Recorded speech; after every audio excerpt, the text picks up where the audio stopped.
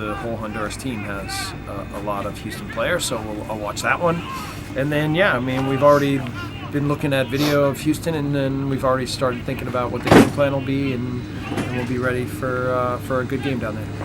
You talk a little bit about your new assistant coach and how that came to be? Yeah, so I met him through some of our friends in Germany. He played for Ralf Rangnick at Stuttgart and knows a little bit about how we do things here. So we had an initial discussion probably a while back. And then, we evaluated potential internal in terms of the league versus someone like that, and we felt like that we have a good grasp on a lot of things that go on in the league, and so integrating someone in the league that knows our style of play was kind of the direction we wanted to go. So Bradley's a good guy, he's got big experiences, and I think that he'll be able to add a lot to the staff. Do you have an update on Gonzalo Verón? Didn't see him out here. Yeah. I know we were kind of hopeful last week. Yeah, I have been. He will start for sure field work on Thursday. So he's spending 2 days in there.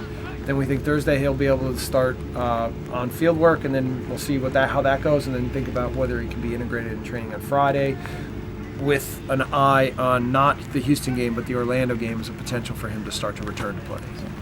Talk a little. Sorry, Chris. After two kind of rough starts in the Champions League, Aurelian hasn't seen the field as a starter. I know he played about 15, 20 minutes one game. Is that just a coach's decision? Is that a fitness issue? No,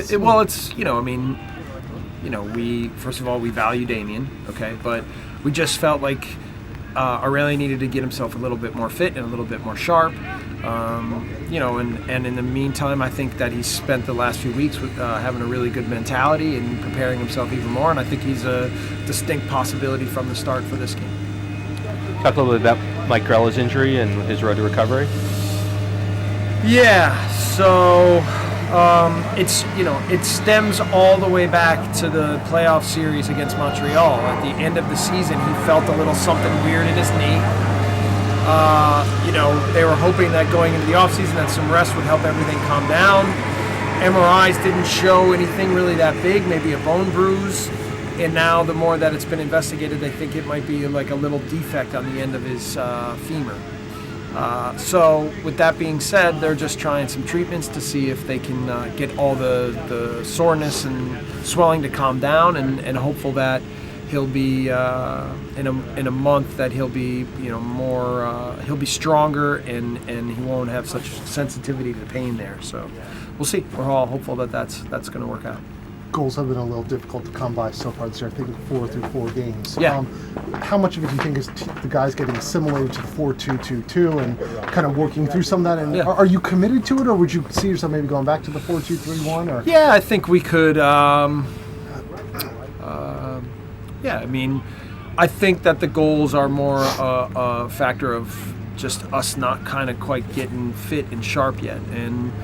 I could talk about the weather, you could talk about travel and the schedule, and, those are all little excuses, but reality is we're not in mid-season form yet. And so, we spent actually a good amount of time today doing some fitness because we feel like guys aren't quite fit where they need to be.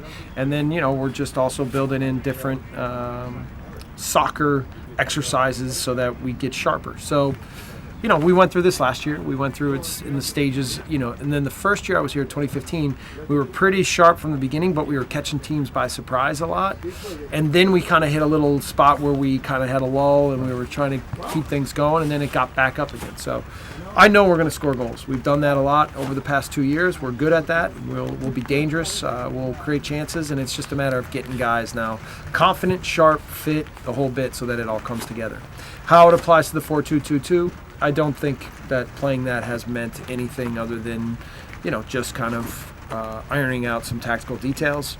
There's always potential that we could play with 3. Up top? Yeah, up top. We could play with 3 in the back still. We've done that, or 5, or whatever you want to call that. So,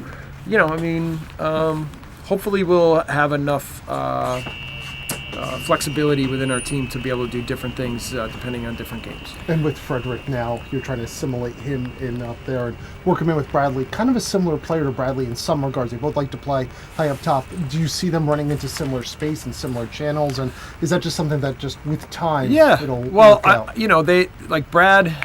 After the game was a little bit disappointed with certain things, but I spent a big part of this morning going through the video almost the entire game with him and Frederick and saying, all right, look at, like, there was a lot of good movements. Their understanding of how to play with each other and where they needed to be was all pretty good, and they actually created a lot more than they thought. And if we were sharper with some of our deliveries from wide spots and some of their combinations and some of the finishing, that they could have rewarded themselves with multiple goals. So I want them to, continue to build on the relationship, continue to build on the understanding, knowing that in the end it's going to pay off for us.